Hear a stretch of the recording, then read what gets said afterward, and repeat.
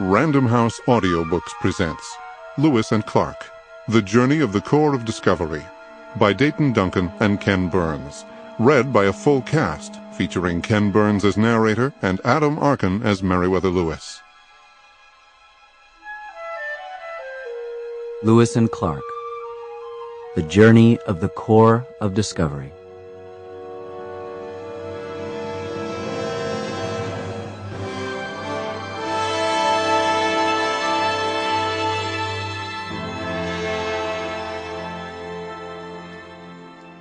Honored parents, I now embrace this opportunity of writing to let you know where I am and where I am going.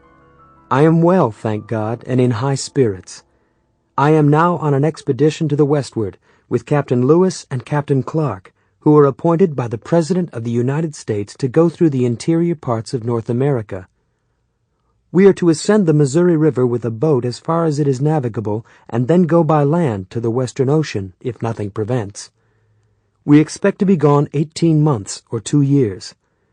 We are to receive a great reward for this expedition when we return. I am to receive $15 per month and at least 400 acres of first-rate land, and if we make great discoveries as we expect, the United States has promised to make us great rewards. For fear of accidents, I wish to inform you that I left $200 in cash at Kaskaskias, and if I should not live to return, my heirs can get that and all the pay due me from the U.S. government. I will write next winter if I have a chance. Sergeant John Ordway. One afternoon in the spring of 1804, in a heavily loaded keelboat and 2 oversized canoes, nearly 4 dozen men crossed the Mississippi River and started up the Missouri, struggling against its thick, muddy current. They were on the most important expedition in American history, the United States' first official exploration into unknown spaces, and a glimpse into their young nation's future. They would become the first United States citizens to experience the Great Plains, the immensity of its skies, the rich splendor of its wildlife, the harsh rigors of its winters. They would be the first American citizens to see the daunting peaks of the Rocky Mountains, the first to struggle over them, the first to cross the continental divide to where the rivers flow west. And after encountering cold, hunger, danger, and wonders beyond belief, they would become the first of their nation to reach the Pacific Ocean by land. It would be the greatest adventure of their lives. The best authenticated accounts informed us that we were to pass through a country possessed by numerous, powerful, and warlike nations of savages, of gigantic stature, fierce, treacherous, and cruel, and particularly hostile to white men. Sergeant Patrick Gass. They carried the most modern weapons of their time, but in their 2 moments of greatest need, women would intervene on their behalf, and time again they would be saved by the kindness of strangers. They told people who had been occupying the land for hundreds of generations that the West now belonged to someone else, yet they would meet more friends than enemies, and only once fire their guns in anger. They were led by 2 utterly different men, who, representing a new nation that celebrated individual achievement, would rely instead on cooperation and teamwork. They called themselves the Corps of Discovery, yet they would fail to find the thing they had been sent most of all to discover. Their real discovery would be the land itself and the promises it held. However our present interests may restrain us within our own limits, it is impossible not to look forward to distant times, when our rapid multiplication will expand itself beyond those limits and cover the whole continent, with a people speaking the same language, governed in similar forms, and by similar laws. Thomas Jefferson. When Thomas Jefferson became president in 1801, 2 out of every 3 Americans lived within 50 miles of the Atlantic Ocean. Only 4 roads crossed the Allegheny Mountains. The United States ended on the eastern banks of the Mississippi River. To the southwest, stretching from Texas to California, lay New Spain.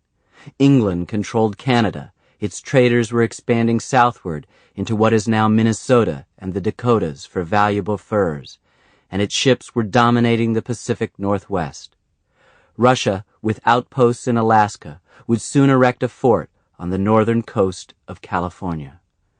And from the Mississippi to the Rocky Mountains was the vast French territory called Louisiana, where Napoleon Bonaparte hoped to re-establish an empire in the New World.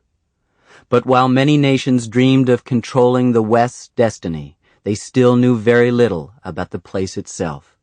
No one was more anxious to change that than the new president, Thomas Jefferson. Though he had never traveled more than 50 miles west of Virginia's Shenandoah Valley, Jefferson had always been fascinated by the West. His personal library at Monticello contained more books about the region than any other library in the world. Some of them told him that woolly mammoths and other prehistoric animals still roamed there. Others described erupting volcanoes and a mountain of pure salt 180 miles long and 45 miles wide.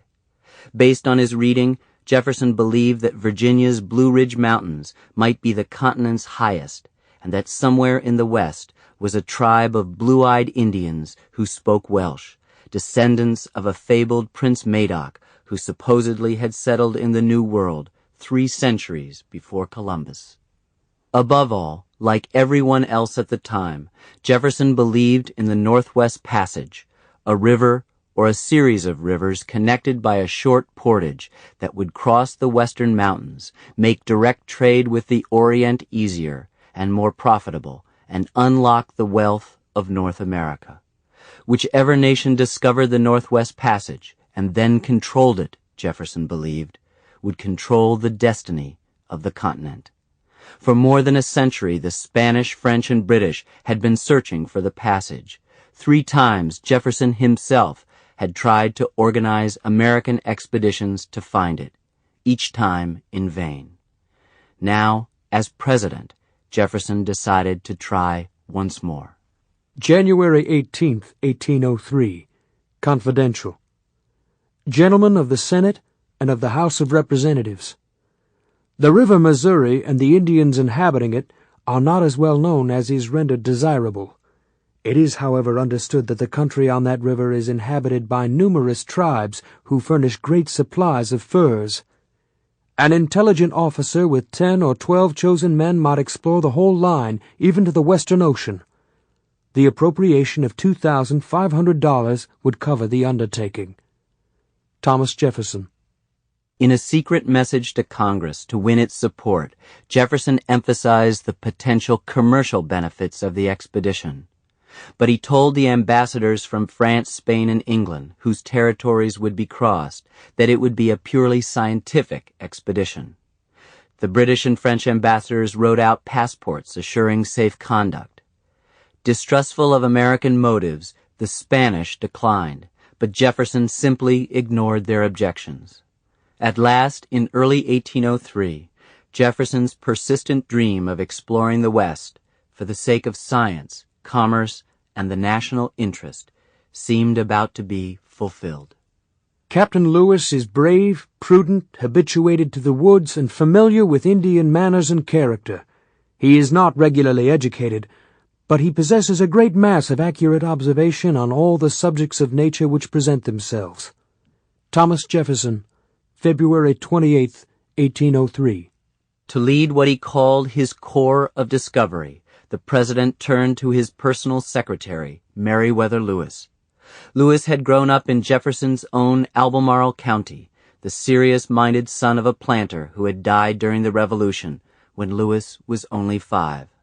By age 16, he was responsible for the welfare of his mother, brothers, and sisters.